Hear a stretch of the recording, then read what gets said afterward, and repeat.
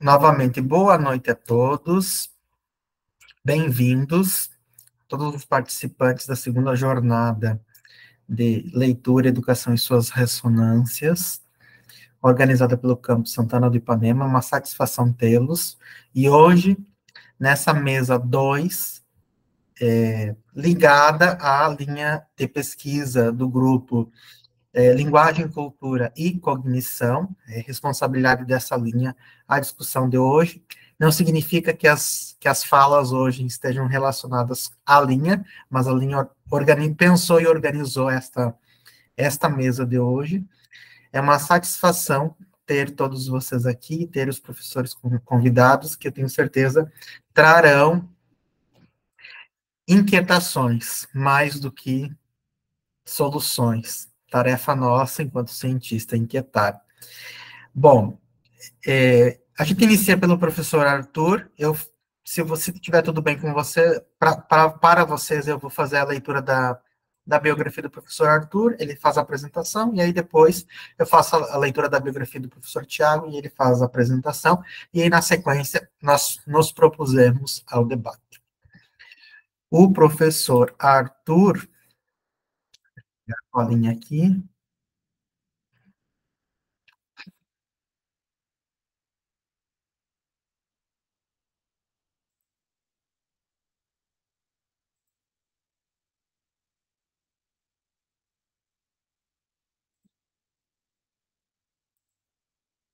O professor Arthur é doutorando em informática na educação e estudos da linguagem pela Universidade Federal do Rio Grande do Sul, com mestrado em estudos da linguagem, também pela mesma instituição. Tem interesse ou interesses nas seguintes pesquisas: linguística da enunciação, sociolinguística, linguística queer, tecnologias educacionais, ensino à distância, com foco em identidades, gêneros, sujeitos e sexualidades. Arthur, a palavra é tua. Você vai projetar os teus slides, você comanda tudo daí? Consigo sim, Certo. vou projetar aqui. Perfeito, a palavra é tua, bem-vindo. Muito obrigado, gostaria de agradecer aqui o espaço, o convite, né? O evento, pelo que eu tenho visto, por enquanto tenho acompanhado, o evento está sendo um sucesso, bastante público, bastante perguntas, discussões muito producentes. Gostaria de agradecer também a apresentação que a professora Dair fez, e acredito que a gente possa já seguir diretamente para o tema da mesa, né? Da mesa redonda. Então, a minha ideia aqui é trazer algumas questões iniciais, o que é a linguagem neutra, o que é a linguagem não binária, linguagem inclusiva, pessoas que, enfim, usam, como o fenômeno se apresenta no mundo, como o fenômeno se apresenta aqui no Brasil, discutir alguns aspectos gerais da temática da mesa, ok? Então, primeiramente, quando a gente fala de linguagem, a gente tem que ter em mente que envolve pessoas, né? A linguagem a gente usa para se comunicar em sociedade, comunidade. Então, a linguagem neutra, ela é pensada e é discutida geralmente por pessoas LGBTQIAPN+, né? Ali tem as descrições do que cada letra da sigla quer dizer.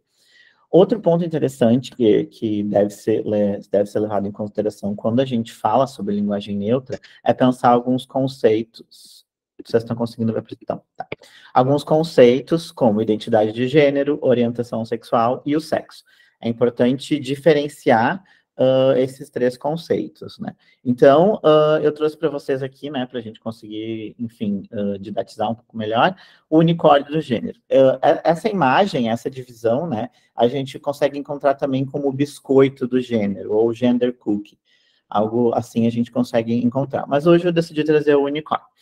Então, o unicórnio do gênero, ele basicamente vai trabalhar esses três conceitos que eu falei anteriormente, e o primeiro é identidade de gênero, que é basicamente como a pessoa se auto-identifica, né? Com qual gênero a pessoa se auto-identifica. Se é uma mulher cis ou trans, se é um homem cis ou trans, travestis, ou então pessoas não binárias também. Em seguida, a gente tem a orientação sexual, né, que é a atração que as pessoas sentem pelas outras, né? Por exemplo, a pessoa que sente atração por uma outra pessoa do mesmo sexo, ela é homossexual, sexo oposto é heterossexual, os dois gêneros, enfim, é bissexual, ou então que não sente por nenhum dos gêneros é assexual. A gente também tem daí o sexo biológico, que é aquela classificação que a gente recebe, o check que o médico marca quando a gente nasce, que basicamente masculino e feminino. Em alguns casos, o intersexo ainda existe, tá? Mas o que prevalece na sociedade que a gente geralmente conhece é o binarismo de gênero masculino e feminino. Tá? Ainda falando um pouco sobre pessoas, né? Como eu falei anteriormente, geralmente essa discussão da linguagem neutra ela vem sendo trazida principalmente por grupos de pessoas LGBTIQIAPN+. Então, eu coloquei esse slide aqui para a gente conseguir entender um pouco melhor quem são essas pessoas. Essas pessoas, elas crescem, né, sendo crianças, obviamente, queers ou queer, né? Tendo sido desde pequenas doutrinadas a seguir um modus operandi para serem aceitas pela sociedade. Porque geralmente a criança queer, né, ela vai vendo que ela destoa um pouco do padrão do que acontece na escola, por exemplo. Então, geralmente ela escuta dos pais, enfim, não pode falar assim, não pode sentar assim, não pode usar essa cor, não pode gesticular desse jeito, não pode brincar com boneca ou carrinho, enfim. Ela vai crescendo, sendo cerceada de várias coisas do próprio ser dela, né? E isso é um processo que acontece, né, que vai ocorrer antes mesmo da gente estar nesse mundo que a gente conhece. Como, por exemplo, o chá de revelação, se é menino ou menina, a pintura do quarto, os brinquedos, enfim.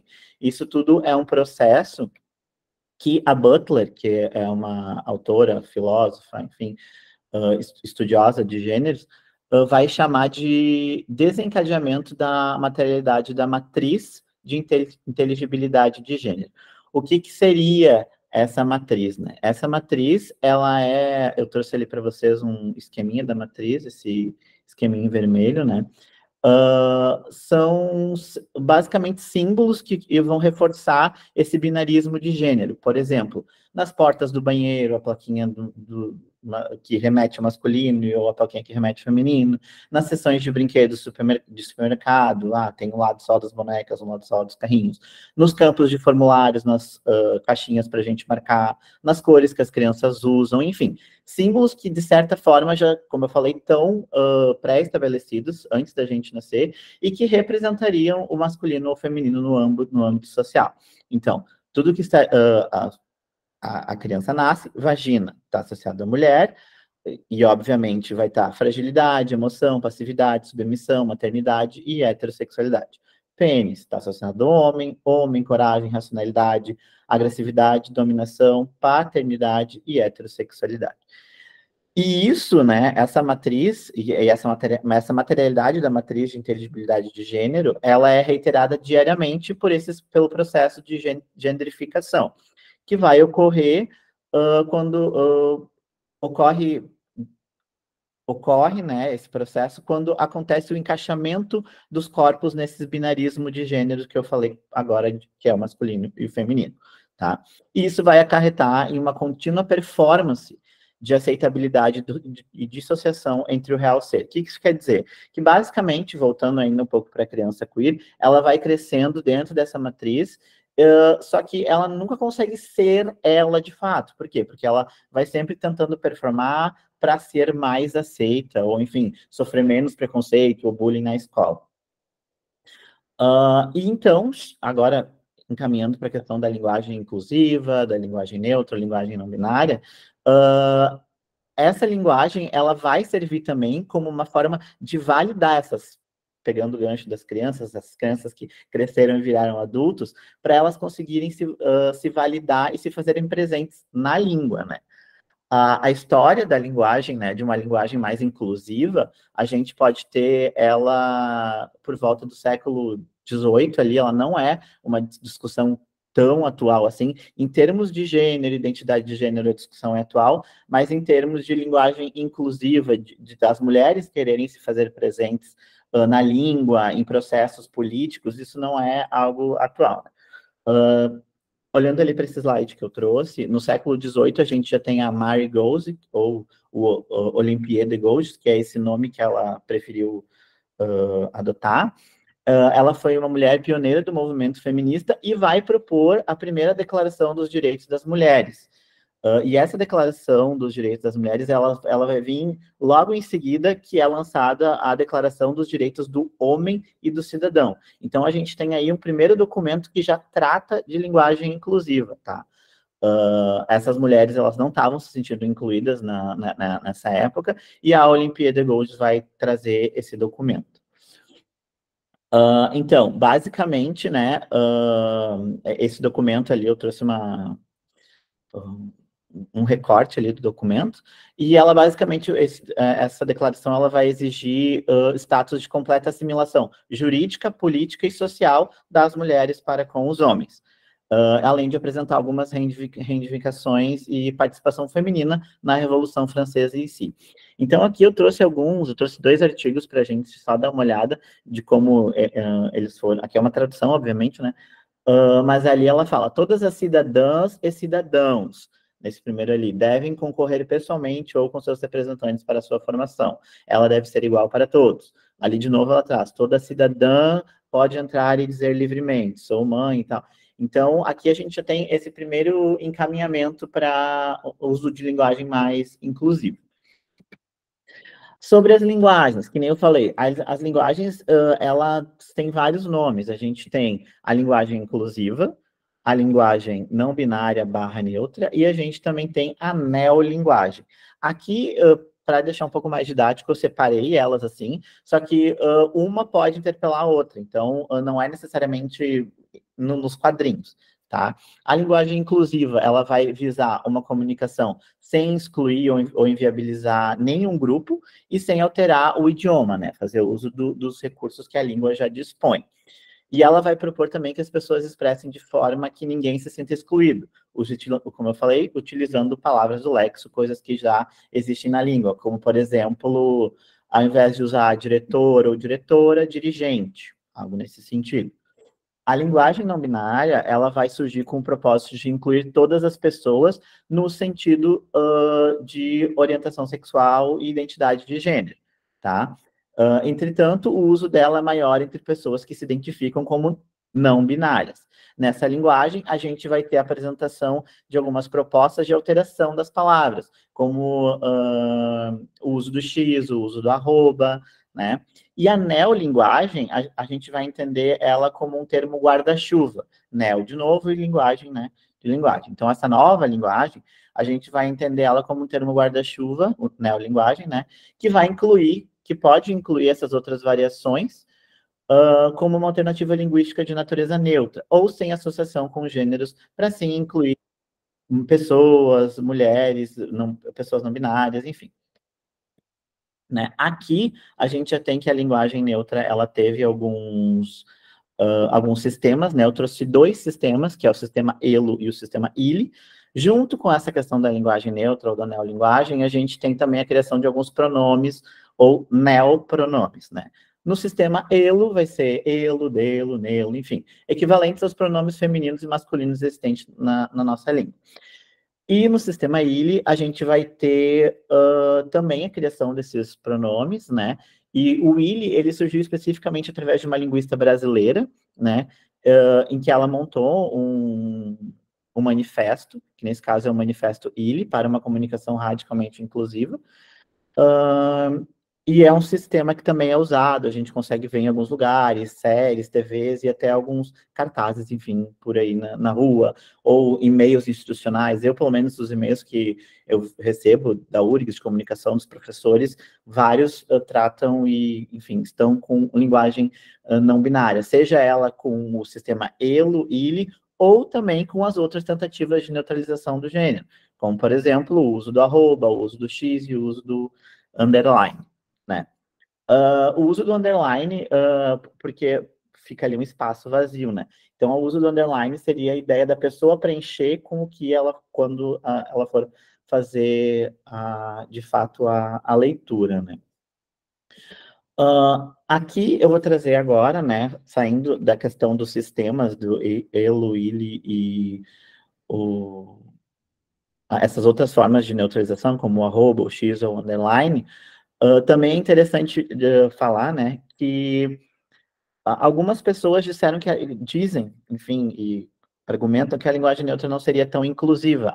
É inclusiva, mas só na questão de gênero, porque pessoas, por exemplo, com baixa visão ou que precisam de softwares para a leitura de tela não conseguiriam entender as palavras, ou o software não faria a leitura, e isso, na verdade, é uma grande inverdade, porque eu mesmo já testei, pelo menos eu acho que uns 6 ou 7 softwares de leitura de tela, e todos eles tu consegue fazer a configuração para fazer essa neutralização do gênero.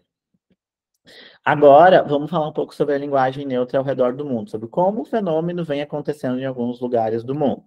O primeiro, a gente tem aqui nos Estados Unidos, né, onde nova-iorquinos agora podem marcar X no gênero em documentos de identidade. Então, por exemplo, vai ter feminino, masculino e X. Se a pessoa não se identifica nem como masculino nem como feminino, ou ora masculino e ora feminino, ela pode marcar o X.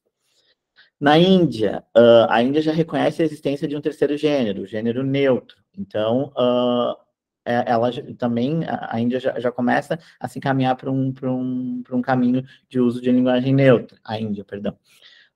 O Departamento dos Estados Unidos, dos Estados Unidos emite o primeiro passaporte com marcador de gênero X, que era em relação àquela outra notícia também. O gênero neutro, esse aqui é na Austrália, né? É reconhecido pela Suprema Corte na Austrália. Então, a gente está vendo um panorama, né, mundial dos países se encaminhando para um reconhecimento, tanto do gênero neutro, quanto também do uso de linguagem neutra. Como, por exemplo, o Canadá, que aprovou uma lei que proíbe o desrespeito à identidade de gênero. Essa lei, se não me engano, na primeira vez, se tu, enfim, desrespeita, enfim, tu paga uma multa, e na segunda vez tu realmente pode ficar afastado da sociedade, tu pode ser preso. O pronome neutro deve entrar em dicionários noruegueses. Esse aqui foi um caso que eu achei bem interessante, que na Noruega eles não tinham um pronome neutro. Eles foram lá, criaram um pronome neutro e não sei se já foi adicionado aos dicionários. Na Argentina, a tentativa de tornar a língua não binária ganha força, né? O presidente Alberto Fernandes, que era o último antes desse que eles têm aí, boa sorte para eles, usou a linguagem neutra para convocar, enfim, para conversar com as pessoas contra o avanço da Covid naquela época. E aqui a gente tem também do The Washington Post, que em relação à Dinamarca, né, que algumas autoridades dinamarquesas já estão propondo um dicionário neutro em termos de gênero, buscando a igualdade junto com os seus demais pares. Então, esse aqui é um pequeno panorama dessa questão no mundo. Obviamente, a gente vai ter países que não vão aceitar, como, por exemplo, a França. A França, ela já está estudando já está estudando, enfim, aprovar uma lei que proíbe o uso de linguagem neutra. Então, nem tudo são flores, né? Aqui a gente vai ter esses exemplos que eu falei que já existem no mundo, né? Como, por exemplo, ali, esses todos são desenhos e do meio é uma série da Netflix, que é o uso de Ilho Dilly em um desenho infantil da Netflix, que é o Thomas. Ele vai se apresentar, meu nome é Thomas e os meus pronomes são esses. Do meio é o exemplo um exemplo do uso de Menine no filme da Netflix, AJ and the Queen. E isso a gente consegue ver também bastante nas legendas, né? Aparece bastante. E o último é o uso de um amigo num anime / mangá da Netflix. Aqui, esses aí já são exemplos que a gente vê aqui no Brasil. Além esses de e-mails ou comunicações que a gente falou, de eventos acadêmicos também, a gente pode ver esse banner ali da Unesp, né, dizendo um bem-vindos aos ingressantes, e esse TODIX do supermercado Carrefour. Agora, dentro do Brasil, a gente sai do mundo e vamos para o Brasil. Vamos do macro para o mundo, né? Do macro para o micro, perdão. A linguagem neutra no Brasil, a gente pode ver que há um movimento bem contrário ou resistente por parte de algumas categorias, enfim. E uma dessas é em relação às prefeituras. Várias prefeituras tentam proibir o uso ou estudo, enfim, da linguagem neutra nas escolas, né?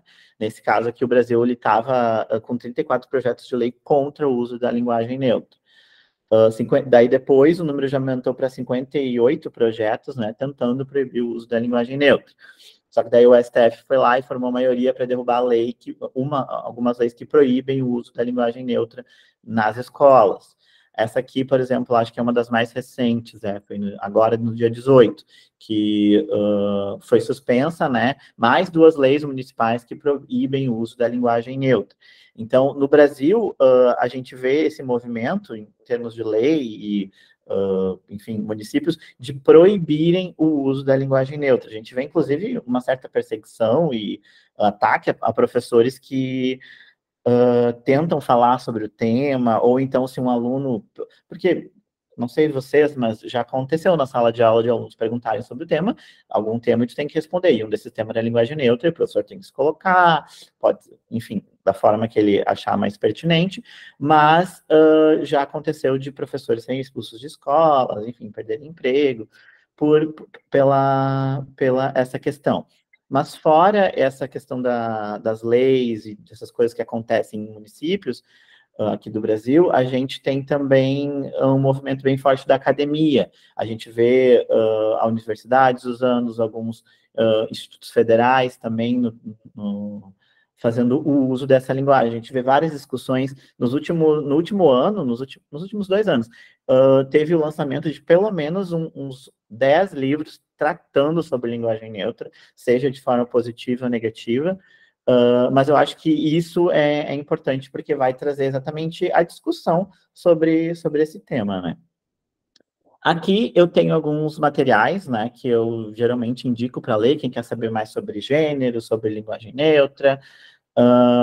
Então, esse primeiro, o guia prático para comunicação inclusiva, ele é muito usado por empresas, que é basicamente como as empresas devem se adequar em termos de comunicação, para também trabalhar a questão da diversidade dentro das corporações. Discursos transviados por uma linguística queer, ele vai trazer bastante questões de linguística queer, e também tem vários artigos e estudos que tratam sobre a questão de gênero e a questão do gênero transposto para a linguagem. Escrever Sem Medo, tem um capítulo da Jana Viscardi que fala sobre linguagem neutra também. O último, Linguagem Neutra, Língua e Gênero em Debate. Esse é um livro muito bom, tem um artigo muito bom que fala do Samuel Oliveira, que fala sobre linguagem neutra na sala de aula. Tem um artigo muito bom nesse livro sobre isso. E tem outros também, da Raquel Freitag, enfim. É um livro muito bom. E o último, que é foi lançado há pouco tempo, acho que há 2 meses, o livro, Quem Tem Medo do Gênero, da Butler, que é um livro muito bom que questiona várias questões referentes a gênero e como elas são tratadas atualmente na sociedade. Encaminhando para o encerramento, que eu acho que já está fechando uns 25 minutos, meia hora. A linguagem, né, ela como a gente sabe, ela é fundamental para a gente fazer a interpretação e também para a gente atuar na realidade que a gente vive, né? A linguagem, a gente pode entender ela como um veículo essencial para a comunicação entre as pessoas dentro de uma sociedade, de uma comunidade. Tanto a linguagem quanto as línguas, elas vão constituir e refletir as diversas realidades que vão existir, né? E essas realidades, obviamente, também elas vão variar de acordo com os contextos sociais que vão se apresentar. Obviamente que através desses contextos sociais a gente vai ter também o histórico, né? Vai ser um contexto sócio-histórico e a língua vai evoluindo, o que a gente vai chamar de diacronia da língua. A língua, as palavras, o léxico, isso vai evoluindo na história, no tempo e conforme as sociedades vão se rearranjando também. A língua e as palavras, elas vão evoluir juntamente com as sociedades, refletindo as mudanças ao longo do tempo, né? E, obviamente, as palavras, elas vão carregar um legado, elas vão carregar uma marca histórica dessas sociedades, que vão também evidenciar algumas transformações sociais ocorridas. E isso a gente pode ver, principalmente, agora resgatando um pouquinho do que o colega da primeira live falou, da live de abertura do evento, que era a questão étnica-racial, né?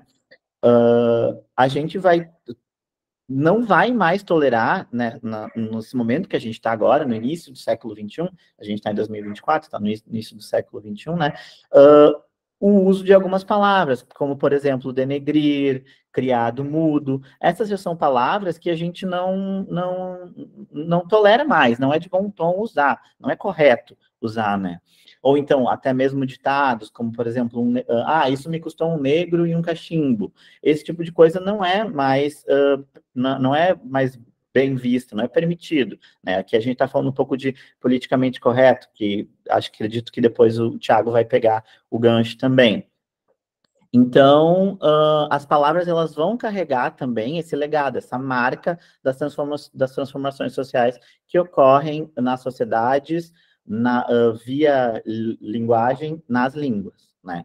A relação entre a evolução das palavras e a sociedade, ela vai ser bidirecional, ou seja, as mudanças na linguagem vão também poder propor alterações na realidade social. Não é só as alterações na realidade social que vão propor alterações na linguagem ou na língua, né? Exemplos, por exemplo, como agora a gente pode ter visto na última edição do Big Brother, eu acho, a de 2023, a gente tinha o Boco Roso. As pessoas começaram a chamar um dos participantes de Boco Roso. Por quê? Porque ele era o ex-marido da Boca Rosa. Então, a gente vê ali que há uma flexão, né? Só que esse tipo de flexão não causa um incômodo, por exemplo. Ou o Tiquitito, que era um dos participantes que era do programa das Chiquititas, quando ele era pequeno. Então, também é uma flexão. Ou chamar o Lula de Janjo, por exemplo, né? Que, enfim, acontece alguma coisa que ele é, enfim, né, marido da Janja e chamam ele de Janjo às vezes. Então, a gente pode ver que há flexão nesses termos e não há um incômodo com isso. Então, por que fazer o uso de um X, ou de um arroba, ou de um E no final das palavras, causa esse incômodo, né? E aqui a gente pode pensar também, pensando nessa evolução das palavras, na palavra computador. A palavra computador, há um tempo atrás, não era usada para definir a máquina, e sim um homem, uma mulher, enfim, uma pessoa que computava. E esses exemplos, eles vão evidenciar essa influência mútua, entre a língua, a linguagem e o contexto social que a gente vive e as mudanças que vão ocorrendo, né? O uso de uma linguagem mais inclusiva, além desse acompanhar dos tempos, né, é uma manifestação de validação, respeito e reconhecimento das outras pessoas, promovendo, assim, a inclusão e a equidade entre todas as pessoas da sociedade. Olhar para a realidade, como eu falei anteriormente, e perceber que algumas palavras que existem na língua não são mais bem vistas, não comportam, não fazem mais parte desse espaço e tempo que a gente vive, né, é um exercício que a gente precisa fazer. O Brasil, ele é o país que mais mata pessoas LGBTQIA+, no mundo, né? Principalmente pessoas trans. Então, a gente tem que olhar para isso também. E agora, encerrando, né, a minha fala, fica aqui o meu convite, né? Porque eu acredito, como o professor dele falou no início da live, né? Que esse aqui é um espaço para discussão e reflexão e fazer ciência também.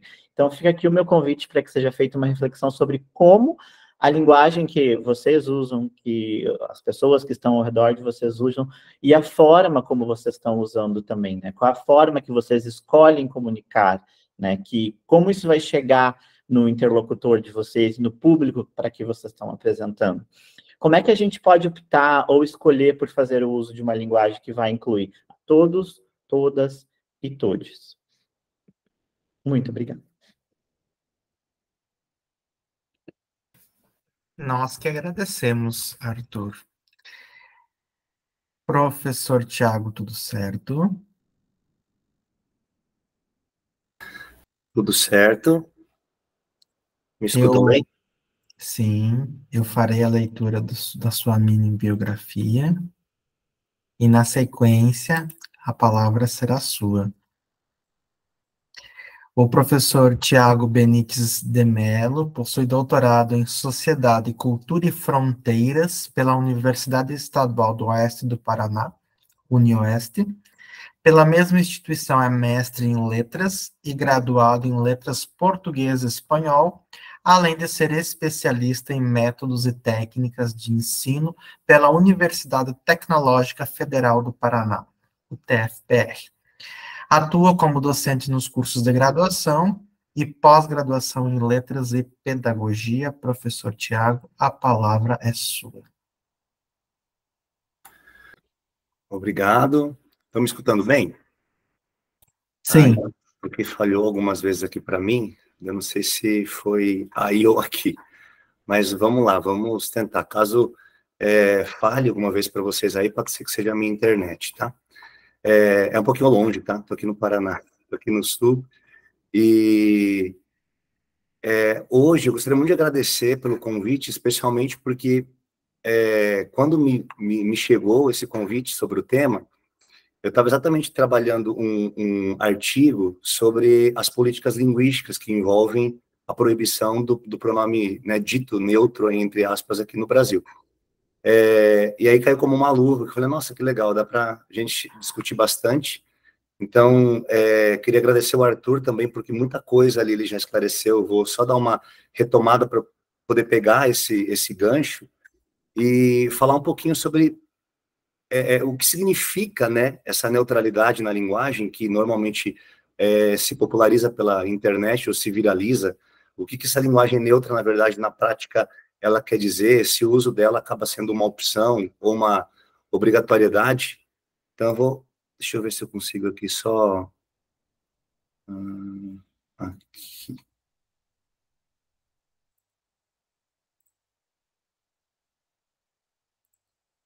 Aí. Compartilhar aqui. Estão vendo?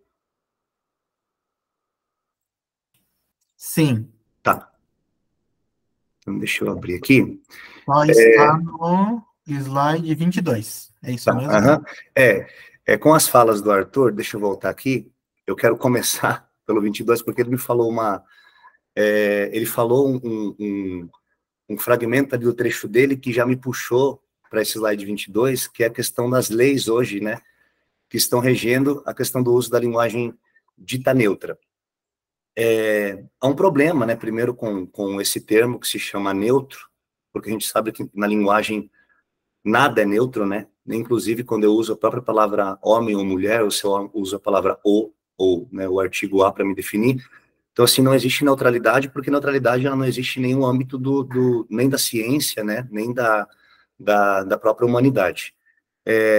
A neutralidade é uma tentativa, né, de tirar o chamado humano dentro da linguagem.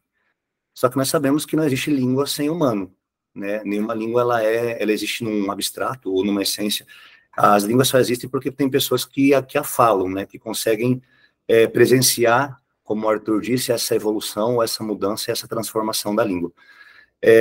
Então, eu queria falar um pouquinho sobre essa questão do sistema, que eu trago aqui propositalmente, né? Entre aspas, e itálico com cis, porque quando a gente fala também em sistema linguístico, não no sentido formal, né, estrutural, a língua como uma gramática, ou a língua como um elemento de conjuntos gramaticais, mas também a língua como representações, porque eu uso a língua, eu uso palavras para representar tudo, né, até aquilo que de fato eu não vejo, porque eu posso usar a língua para representar a palavra celular, mas como eu posso usar a língua para representar a palavra amor.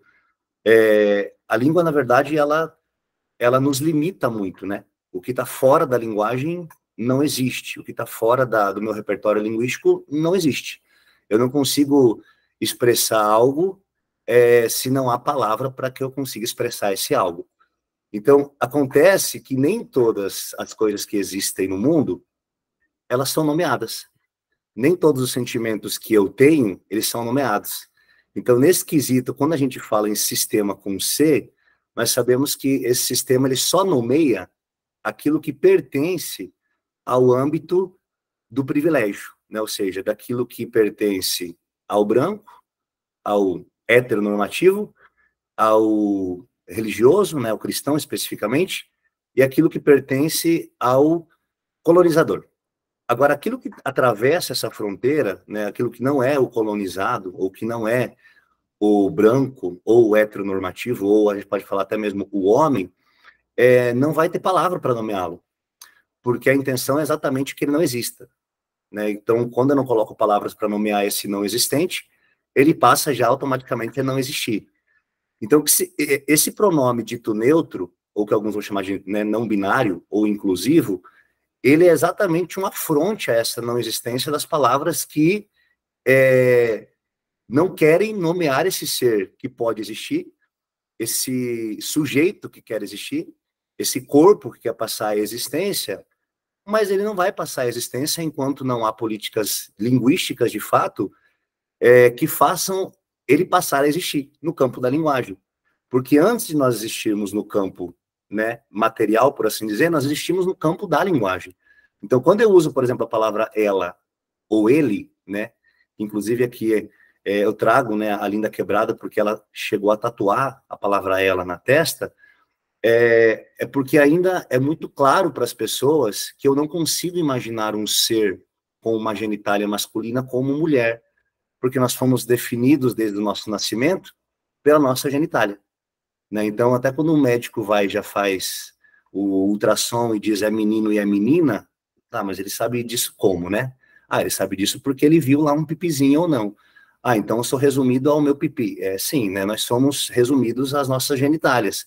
Então, quando a genitália, ela passa a não ser o símbolo de privilégio de alguns corpos, esses corpos estão transgredindo as fronteiras do que foi materialmente dado como corpo ou homem ou corpo mulher. Inclusive a palavra corpo e mulher, ou homem e mulher, também passou a existir. Nem sempre na história da humanidade existiu a palavra homem e mulher. Se for parar para pensar que a palavra ela vem depois da existência de um objeto e ela só passa a existir depois da existência do humano, alguém em algum dia da história da humanidade também passou a se chamar homem e passou a se chamar mulher. O que isso quer dizer? Que até os nossos gêneros, nossos corpos, nossas sexualidades e a nossa existência são construídas culturalmente. E a língua é uma dessas formas dessa existência se concretizar, porque é a língua que vai materializar de fato esses corpos. Então, quando a Linda Quebrada ela traz nessa música, ela diz, por exemplo, assim, eu sou de carne e osso, mas também de silicone industrial, o que ela está falando, né? Eu estou tentando me aproximar. Thiago, Oi? o teu slide não passou, só para... Não ainda? Não, tá no primeiro. Agora sim. Ah, então aqui está atrasado. Aí tá na foto dela? Sim. Tá. Ela traz o seguinte trecho, né? É de carne e osso, eu sou de carne e osso e silicone industrial. Eu gosto muito desse trecho porque, além do meu corpo ser de carne e osso, eu tenho algo a mais nesse corpo, né? Que é algo que não pertence ao meu corpo de nascimento, que não é o silicone em si, mas é o seio, né? Assim como se coloca uma prótese peniana, que são símbolos que nós usamos no nosso corpo para poder performatizar masculinidades, feminilidade, enfim, né? Performatizar gêneros, como diria a Butler. E se nesse sentido os gêneros eles são performatizados, não existe um ser que nasce homem ou mulher se nós tirarmos a definição genitália. Porque se eu voltasse, talvez, a alguns milênios e decidisse que as pessoas que têm cabelo loiro são homens e aquelas que têm cabelos escuros são mulheres, o nosso conceito de gênero já iria por água abaixo. Então, se a gente for considerar só a genitália como conceito de gênero, aí, de fato, a gente não vai conseguir chegar nunca a uma decisão e uma discussão sobre.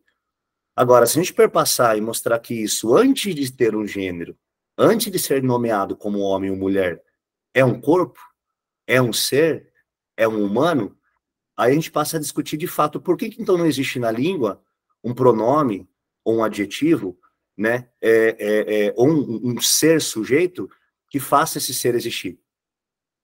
E esses sujeitos, então, que insistem nessa sua própria existência, eu digo assim, eles insistem em sua própria existência porque não há ninguém que o fazem existir, né? Se nem a língua, que talvez seja um dos nossos elementos mais primordiais da vida, na qual, quando a gente praticamente nasce, né, já na própria barriga da mãe, conseguimos ali internalizar algumas palavras, só não desenvolvemos por questões fonéticas, né? Mas há, de fato, ali nos seus 2, 3 anos, nós conseguimos já quase que ter todo o repertório linguístico de uma língua. Se nem a própria língua nos representa, se Eu tomo café da manhã na minha língua, né? Se eu almoço na minha língua, eu durmo na minha língua, eu chamo o ser que me gerou a vida, me deu a vida na minha língua, mas como assim eu não posso me representar na minha língua? Porque não existem palavras que façam que isso represente. Então, há de fato corpos que não se entendem como ela, no sentido feminino, genitália, mulher, fêmea. Assim como há corpos que não entendem-se como ele, né? No sentido masculino, macho, homem. E é difícil, talvez, pensar nisso, pensando nas línguas neolatinas, né, principalmente português, francês e espanhol. Eu digo isso porque nessas línguas, né, é muito marcado essa presença do gênero, né, com exceção do espanhol, que já não utiliza mais o artigo na frente. Inclusive, eu acho que algumas regiões aí do Nordeste também é menos presente, né, porque aqui, por exemplo, no Sul, a gente fala muito o João, a Maria. Eu entreguei esse presente, eu até vi que alguém escreveu ali, a fala de Arthur. Aqui a gente usaria o do Arthur, né? Então a gente utiliza muito esse do e esse da em algumas regiões do Brasil, que são muito marcantes, né? Não por acaso no Sul, inclusive, essa definição de gênero é muito marcante. Mas há pesquisas, por exemplo, que 96% das regiões do Nordeste utilizam já o de. Esse presente é de Maria. Maria veio à minha casa hoje. Não há mais esse a. Então, assim, a língua, por assim dizer, ela já é neutra em muitas partes do seu léxico. A neutralidade, ela já aparece desde o próprio latim. Se a gente for parar para pensar um pouquinho como representação linguística, a nossa língua mãe, né, o latim, ele tinha 5 gêneros, dos quais 3 prevaleceram, que era o gênero masculino, o feminino e o chamado gênero neutro, que era para seres inanimados. Então, objetos não tinham gêneros, né? A mesa, a carteira, o sol, não tinham gêneros, porque não se ligavam eles a homem e a mulher. Eles eram pronomes neutros. Então, eu utilizava o pronome do masculino para o homem, do feminino para a mulher e do neutro para objetos ou seres inanimados. Com o passar dos séculos, aconteceu que esse neutro foi desaparecendo em algumas outras línguas, como hoje, né? O catalão, o finlandês, o banto na África, ainda permanece. Inclusive, o próprio banto, ele tem mais de 20 gêneros, né? Então, nós conseguimos nomear... Você não passou o slide ainda, né? Ainda tá... Para você, está aparecendo qual? O da Lia ainda. Que estranho. Eu estou passando aqui aí... Agora passou. Então, quando eu saio, passa. Aí apareceu corpos pré-indefinidos? Isso. Ah, tá. E eu trago esses 2 corpos exatamente por isso, porque quando a gente volta um pouquinho na história da língua portuguesa para ver sobre essa chamada evolução, essa transformação, em que momento o neutro se perdeu, né? Em que momento essa chamada neutralidade das palavras, ela passa a não existir mais e só é resumida em masculino ou feminino? E aí, por que hoje ela volta, assim, a aparecer em outros contextos, né, talvez políticos e ideológicos, mas por que hoje?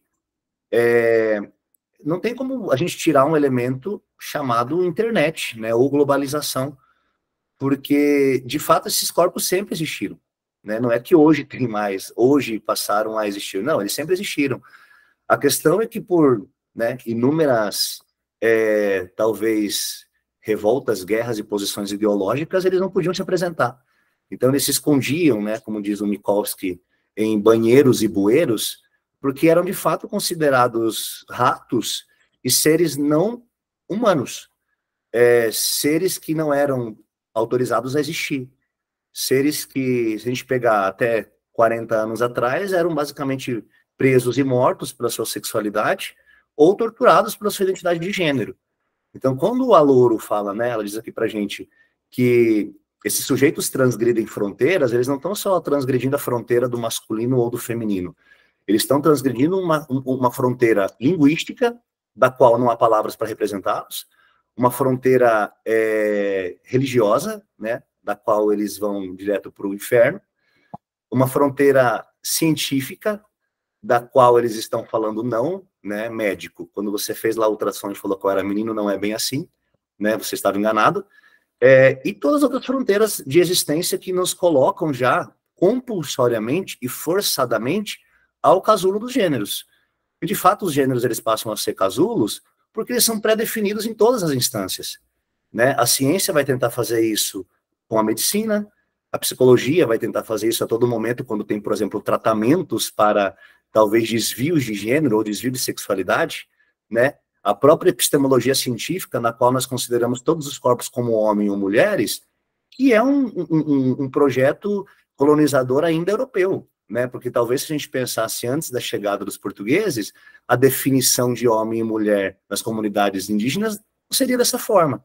Então aí, eu acho que antes de se falar de fato que essa linguagem hoje é discutida e passou a existir, é interessante pensar, mas que corpo que exige hoje essa tentativa de representar-se por meio dessa identidade? Passou aí para vocês ou não? Aqui não. Agora foi. Ah, tá. Deixa eu ter que ficar saindo. Mas eu vou dar uma condensada aqui, porque eu coloquei algumas coisas para discutir. Na verdade, uma discussão de monólogo, né? Mas aí eu vou abrir para vocês perguntarem já.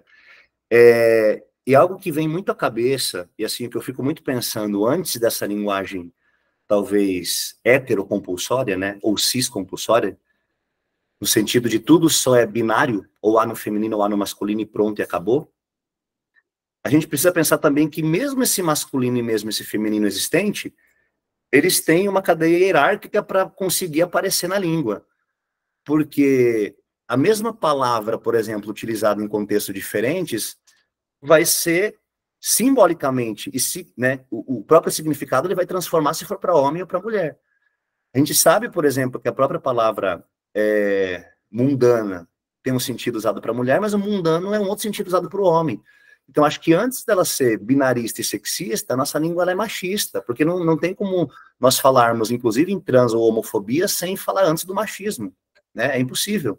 Por isso, tanto, por exemplo, essa demonização aos corpos trans, principalmente femininos, que é como se de fato fossem os corpos que decidiram trair a masculinidade da qual Deus a impôs ou deu de presente para aqueles homens, porque o fato de você ter um pênis ou um falo já é uma divindade na nossa sociedade. Então, como assim você tem, mas não vai usá-lo? Como assim você tem, mas não vai reproduzi-lo? Então, esses discursos que eles perpassam pela ciência, e principalmente pela religião, são discursos que levam ao machismo e à posição da figura feminina como sempre inferior. Porque a todo momento que os xingamentos na língua portuguesa se direcionam a um homem, é sempre a esposa dele, a mãe dele, a filha dele, e não especificamente a ele. E quando é a mulher, é a conduta dela. Então, quando eu tenho, por exemplo, a palavra governanta, é aquela que está em casa, que cuida da casa. O governante não, é aquele que cuida do país. Então é engraçado, porque mesmo a palavra no masculino e no feminino, ela já não tem neutralidade.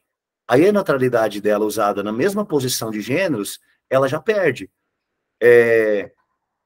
Eu até peguei uma dessas correntes, né, chamada de WhatsApp, mas só para a gente conseguir especificar bem o quão machista a língua é, né, antes mesmo da sua transfobia. Quando eu digo cão a um homem, é o melhor amigo dele. A cadela para mulher, puta. Vagabundo, homem que não trabalha. Vagabunda, puta. Touro, homem forte. A vaca, feminino, puta. Pistoleiro, homem que mata a pessoa. Pistoleira, puta. Aventureiro, homem que se arrisca e viajante. Aventureira, puta. Garoto de rua, menino pobre. Garota de rua, puta. Homem da vida, pessoa letrada pela sabedoria. Mulher da vida, puta. O galinha, o bonzão, que pega todas. A galinha, puta. Até a palavra puto, quando há uma referência ao masculino, é o nervoso, o bravo e irritado. E a mulher, a puta. Quer dizer, aquela que já tem o seu corpo predestinado no nascimento... Pode passar o slide para a gente ver? Eita, não passei? Aí. Pronto. Aí? Sim. Aí sim. Essas classificações que a gente consegue colocar como masculino e feminino para uma mesma palavra é o que faz a gente repensar de fato. Que neutralidade? Né? Onde está a neutralidade dessas palavras, se elas são exatamente as mesmas palavras? O que modifica aí é a desinência masculina e feminina no final de cada uma, mas elas têm símbolos e significados completamente diferentes na sua prática, no seu uso, né? Então, já de fato, a neutralidade ela não existe e jamais vai conseguir existir. O que há, de fato, são correntes extremamente conservadoras e tradicionais, da qual se pauta nessa justificativa que a língua portuguesa é assim, sempre foi, e não é, ela mudou e ainda continua mudando e vai continuar. A gente pode até pegar o exemplo de que ninguém se incomoda, por exemplo, quando alguém chama alguém de calabreso. Tá, mas eu falo e tudo bem. Ah, mas agora eu não posso usar o todes? Por que eu não posso usar o todes? Porque a questão aí não está só na forma de se chamar o homem e a mulher. A questão está no fato de que esse homem e essa mulher não é homem e mulher. Para mim, não é homem e mulher. Não vão me colocar igual abaixo não ser homem e mulher. E aí que a gente que repensa, né? Mas para você quem? Né? E qual autoridade esse ser, esse corpo precisa, né? Até que ponto ele precisa da sua autorização para poder usá-lo ou não sobre essa existência? Eu gosto muito dessa fala do bispo, né? O Nego Bispo, porque é aí que nós chegamos, então, a esse ponto. E se esse pronome não existe para representar essas pessoas, o que elas farão? Né? Duas opções. E é importante a gente falar sobre isso, porque agora a gente passa para um outro âmbito que não é só o linguístico, mas âmbitos de existência, né? Âmbitos civis, âmbitos de legalidade, que é a questão de que banheiro posso usar, onde posso entrar, a qual constrangimento eu vou passar com a minha identidade, quando eu não posso, por exemplo, usar o nome que eu quero. Em algum tipo de situação que eu preciso me apresentar, principalmente, né, como o Arthur falou naquele check de alguns documentos, o que eu vou colocar ali?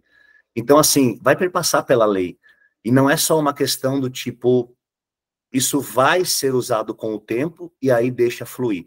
Isso com certeza, né? Tudo que é usado com o tempo na língua passa a fluir. Porque é interessante pensar que nada na língua é obrigatório. Ninguém consegue impor absolutamente nada e ninguém consegue proibir absolutamente nada. E a gente tem inúmeros exemplos históricos na linguística que provam isso, né?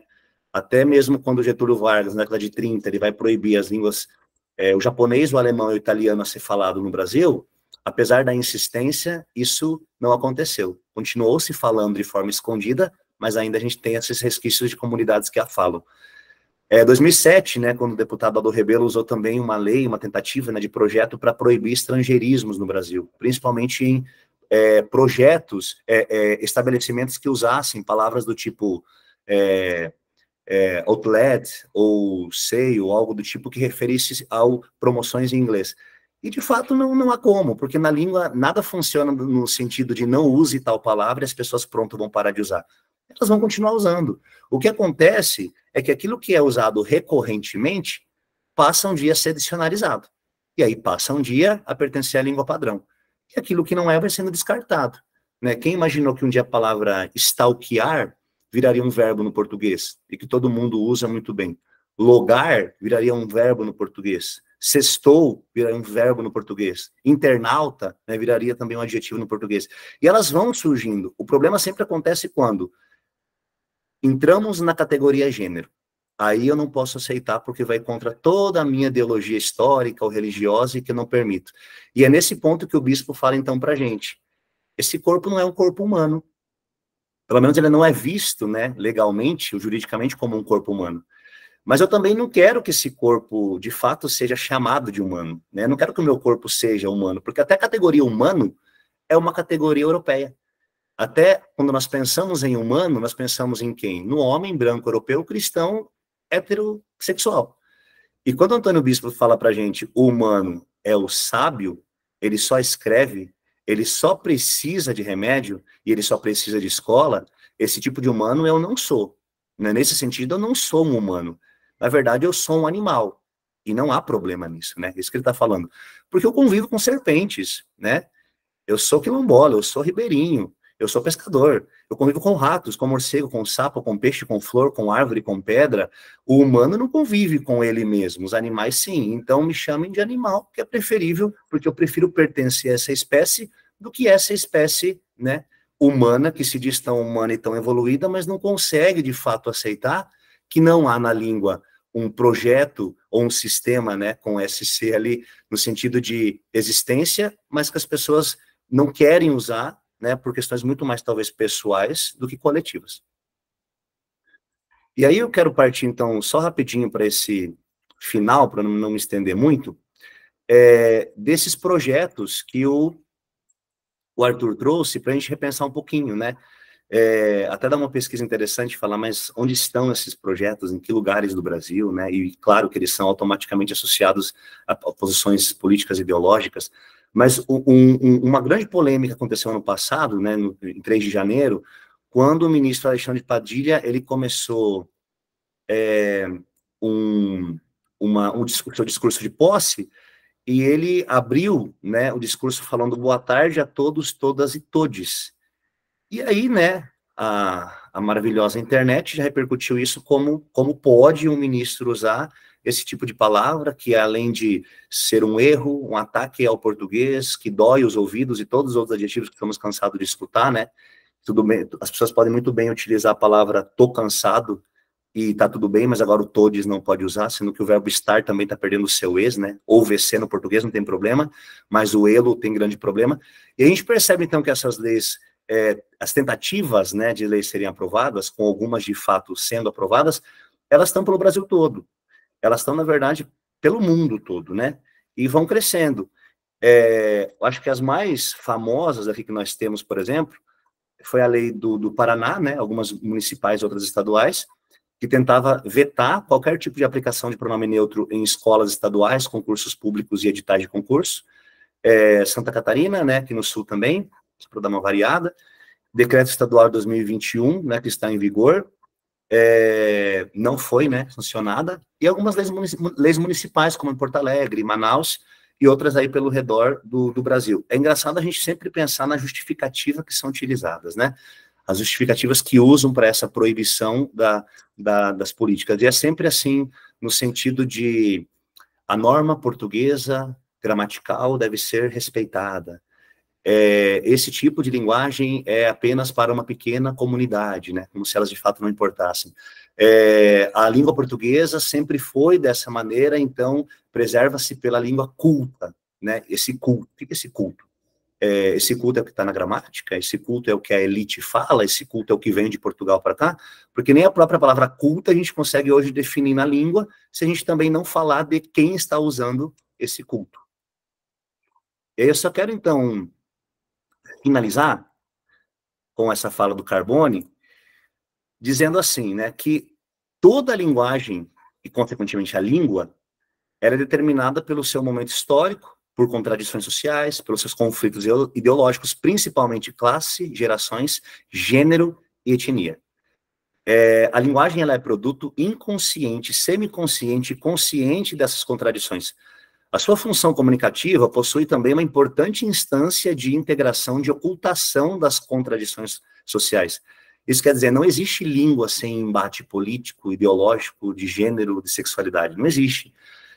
Porque é pela língua que a gente parte a existir no mundo. E é pela língua que a nossa existência passa a materializar-se também pelas leis que fazem a minha existência acontecer. E quando ela não existe, automaticamente eu também não existo.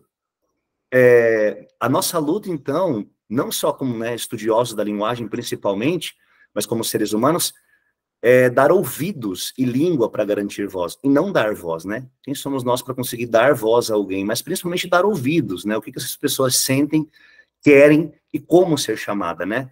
Acho que quando me perguntam assim, mas como chamar tal pessoa? Pergunta, né? Pergunta como você quer ser chamado. Observar, investigar e analisar as múltiplas formas de ser e existir no mundo, modificando a realidade que nos circunda, inclusive esse próprio sistema linguístico, com C, sobretudo para lutar por aquelas vidas que são oprimidas e que morrem pouco a pouco por dia, né? Porque aqueles que já têm os seus devidos pronomes e linguagem para passarem a existir no sistema, não estão achando ruim esses embates, né? Gente, e é isso. Dúvidas ou perguntas, estamos aqui à disposição. E minhas referências. Perfeito, Thiago, Arthur. Eu acredito com todas as forças que estamos todos muito felizes de ouvir tantos esclarecimentos e tantas problematizações, porque a tarefa, como eu disse no início, era inquietar também. E Arthur tocou nesse assunto, Thiago tocou nesse assunto, nós, enquanto professores, eu particularmente, e aí é uma provocação que eu trago para o evento, essa possibilidade de debate, eu perdi a conta de quantas vezes as pessoas me interpelam para perguntar o que que você acha, o que que você pensa, o que que você acredita, o que que você recomenda que eu leia, onde que eu procuro.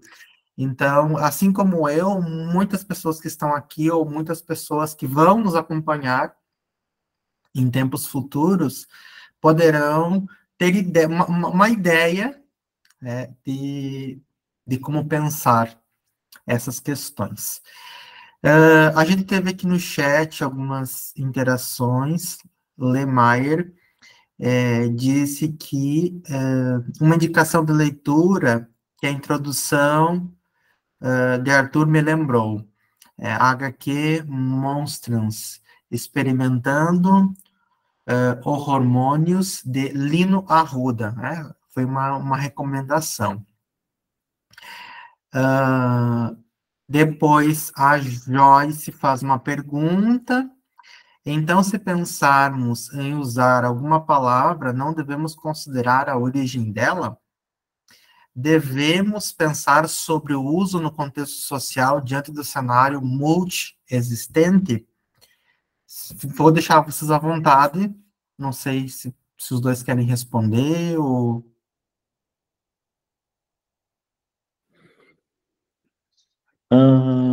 Eu acho que eu posso começar respondendo, e o Thiago pode pegar alguma coisa e a gente vai, enfim, se complementando, né? Deixa eu só ler a pergunta de novo. Então, se pensarmos em usar alguma palavra, não devemos considerar a origem dela? Devemos pensar sobre o uso do contexto social diante do cenário multiétnico? Então, eu acredito, pegando um pouco do que eu falei, que as palavras, elas vão carregar sentido e elas vão carregar também, como eu falei antes, contextos sócio-históricos, né? Tudo vai do que é aquela palavra, da onde ela veio. Pegando ainda o exemplo que eu dei antes, denegrir, né? Denegrir é tornar negro. Então, é algo que atualmente a gente não cabe mais usar, né? Ou então, outra palavra, judiar, né? Judiar, ela vai ser composta por judeu e o sufixo ar. Então, traz toda uma bagagem, né? Uma bagagem, uma carga ofensiva que vai remontar ao tempo do nazismo, enfim, coisas horríveis que aconteceram com os judeus. Então, esse tipo de palavra, né, é algo que realmente não cabe. Em termos de linguagem neutra, eu concordo com o que o professor Tiago trouxe ali. Sempre vale perguntar, eu gosto daquele estado, perguntar não ofende, né? Então, qual é o teu pronome, como tu quer ser tratado, por ela, por ele, por nenhum dos dois. Então, eu acredito que seja mais ou menos esse o caminho. E a gente deve pensar, sim, sobre o uso das palavras no contexto social, porque isso é algo muito importante, muito relevante independente do contexto que a gente esteja, né? A gente precisa pensar em como a gente vai comunicar, o que a gente está comunicando e como também isso vai chegar no nosso público, né? Nas pessoas. Então, acho que a gente deve realmente reavaliar e considerar a forma como a gente está comunicando, o que a gente está comunicando nesse cenário multiexistente que a gente tem com internet, tecnologia, enfim. Acredito que seja mais ou menos por aí a resposta.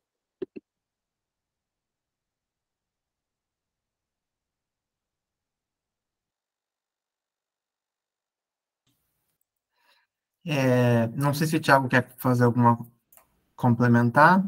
E tem, Posso? Só... e tem uma pergunta no chat para você também. Tá, eu gosto muito dessa, né, colocação, quando, principalmente o pessoal levanta essa questão do origem, né? Origem da palavra. É muito difícil, linguisticamente falando, qual é a origem da palavra, né? Porque há sempre teorias de onde as palavras surgem, há sempre teorias de fato, onde elas começam a existir. Em algum momento a gente precisa pensar que essa palavra, ela foi levada talvez para um outro lugar, e nesse leva atrás, ela foi mudando o seu sentido, ela foi se ressignificando. Então acho que sim, de fato a gente precisa voltar lá e pensar na origem dela, mas mais do que isso, é pensar no que ela se transformou, né? Em que contexto eu uso ela hoje. É um contexto pejorativo? É um contexto ofensivo? É um contexto não inclusivo? Porque eu acho que, além das palavras terem e carregarem histórias, elas também carregam memórias que hoje, simbolicamente, seus significados foram se transformando. Então, quando eu uso, por exemplo, muito comumente a palavra escravo, e que se colocou, de fato, né, até no dicionário como o ser negro escravo, a gente está retirando usado no sentido de, não, ele não foi um escravo, ele foi um escravizado, né? Utilize-se a maneira, então, que de fato acontece.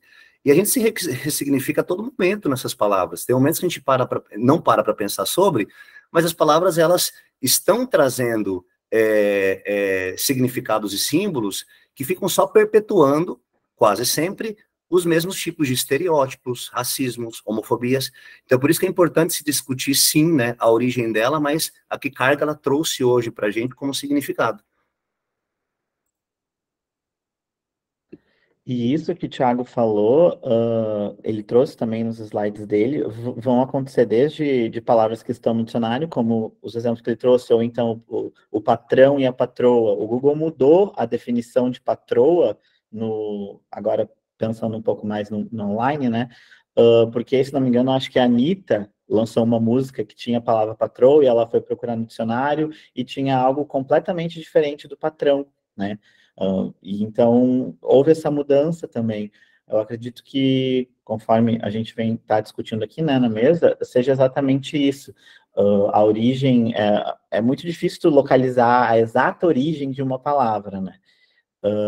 E o importante é pensar exatamente nisso, no uso da palavra agora, como a palavra é vista, nesse tempo e espaço que a gente está inserido, né? Como eu vou mobilizar, como eu vou usar, o que essa palavra carrega, além de ser simplesmente o léxico, né? Estar no léxico de uma língua. E aí a pergunta do chat, Tiago, professor Tiago, se é o professor Cléo que está nas tuas referências. Isso, o professor Cléo Wilson. Uhum. Certo, então tá respondido. Eu vou fazer uma última provocação para os dois, para a gente encerrar também. E, na verdade, eu anotei algumas coisas aqui, mas ao longo da discussão elas foram se resolvendo, ou foram se tangenciando, se ressignificando. Mas aquele mapa que o professor Tiago apresenta num dado momento ali das legislações, me inquietou o inverso, né? Não sei até onde vocês têm circulado nas pesquisas e na coleta de informações ou no diálogo entre espaços acadêmicos que têm se debruçado nessas pesquisas, mas a minha dúvida no mapa foi só um gatilho que foi acionado, né? Se vocês têm ideia da dimensão de programas de pós-graduação ou de universidades que têm acolhido pesquisadores para pensar as questões que a gente debateu aqui hoje.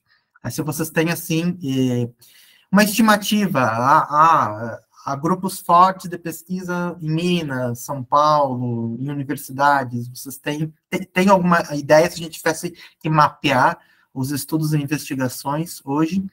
Ou vocês não... Deu para entender, eu acho, né, a pergunta. Arthur? Então, eu vou falar, como, né, tu trouxe essa questão em relação a meio geográfica, localização, grupos de pesquisa, vou falar da minha experiência, né? Ali na URGS, pesquisadores que querem trabalhar com gênero, pesquisadores, enfim, pessoas que pesquisam, que querem trabalhar com gênero ou questões de sexualidade, discurso também, é bem tranquilo, tem espaço ali, principalmente mais voltado para a área da análise do discurso, né? Uma das obras que eu trouxe ali é do professor Gabriel Otero, eles são organizadores, né? Do professor Gabriel Otero e do professor Fábio Barbosa, e, enfim, eles trabalham essas questões também. E outra instituição muito forte que trabalha com gênero e questões de linguagem neutra, enfim, principalmente linguagem neutra e políticas linguísticas, é na UFRJ, o professor Rodrigo Borba. Ele tem grupos de estudos e ele é editor de uma revista, se não me engano, é Gender and Language, o nome da revista. Pelo que eu sei, esses são os programas mais fortes em termos de pesquisas que envolvam gênero e, enfim, questões de gênero como linguagem neutra também. Exatamente, o professor Rodrigo Borba, ele é, né, uma referência, ele também tem um grupo, se eu não me engano, no Ceará, né, na UFC, tem o professor Henrique Leroy, também agora recém lançou um livro bem interessante sobre translinguagem e pronome neutro, da Universidade Federal de Minas Gerais. Tem um grupo forte na Bahia, né, professor Gilmaro também, mas eu acho que é mais um grupo da psicologia, né, da esquizoanálise, que se discute bastante também. E na Federal do Paraná, que a gente tem algumas teses especificamente sobre os corpos trans. É difícil ainda pensar academicamente, porque quando nós falamos dessa linguagem na academia, é complicado nós escrevermos artigos, teses e dissertações utilizando, né, a linguagem neutra não binária ou inclusiva, que algumas vezes as próprias revistas não aceitam, né, elas devolvem, falam que não pode, precisa colocar na gramática normativa, aí, mais uma vez, a gramática surgindo como, né, a desculpa, então aí se readapta totalmente. Mas há alguns enfrentamentos fortes hoje, né, de pesquisadores que insistem a utilização ou desse chamado neutro ou, de fato, do inclusivo mesmo, né, a substituição desse I/O. Perfeito. Mas talvez fique a provocação para a gente pensar num meta-estudo, num levantamento de espaços onde abrem espaços, né? Acho que é bacana a gente pensar isso também, espaços que abrem espaços. Eu agradeço, na noite de hoje, a oportunidade de dialogar com o professor Arthur, com o professor Tiago. Agradeço os esclarecimentos, as inquietações, as provocações. Eu acredito que todos nós ficamos, de certa forma, satisfeitos. Vocês querem fazer uma fala de finalização para a gente encerrar? Eu gostaria só de agradecer o espaço, que eu acho muito importante a gente sempre discutir, falar sobre ciência, sobre os fenômenos que vão acontecendo dentro, fora da língua, enfim.